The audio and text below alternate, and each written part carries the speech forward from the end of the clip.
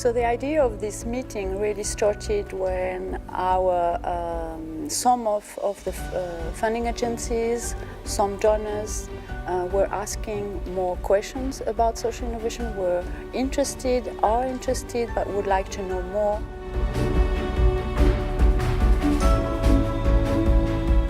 I think research agencies or funders and supporters of research and innovation is critical. They can give that stimulus, they can give that encouragement, they can reduce risks for those who can take a position on how to do something differently. It needs a little bit of thinking outside the box. A lot of times it's classical research. This is not classical research, this is research on the go, if you like. In our department, innovation is part of improvement for health services and specifically service delivery, because it's so important to have integrated approach as well in innovation. I think this meeting was extremely important for us because I was able to see, how some innovative, solution idea came from different players, from the north and the south, and how they have worked together, in fact, to implement this type of solution, on the ground.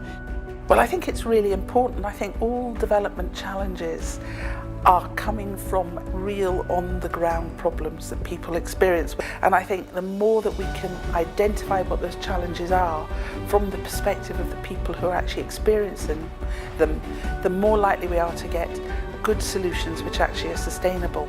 And it's very inspiring, having been listening to what people have been talking about, to see that not only are people providing potential solutions to problems, that then gives solutions to other problems that nobody even really understood before.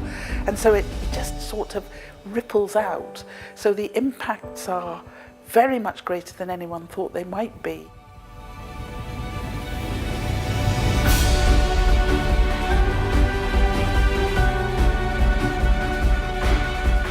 To try and persuade people that these innovations are really worthwhile, and that we need to ensure that if we're supporting people who are doing research or innovation, that they use really robust methods and that they find ways to be able to show what the impact has been and to think about the sustainability of the changes that are put in place.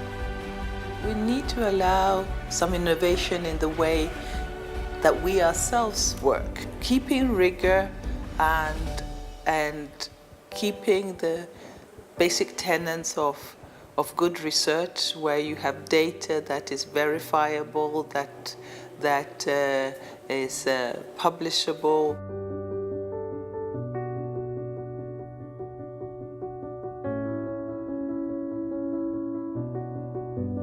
It has a key role in terms of making sure that the lives of the people are improved, and it encourages people to come up with projects on social innovation, especially in Rwanda. We have a few projects coming up. Some young men and young women from universities may come up with ideas, and we need to know how we can bring those ideas on table, be discussed. Community plays a role, the government plays a role, the international agencies play a role. So I believe this will be a good platform to go back home and tell people, please come up with ideas.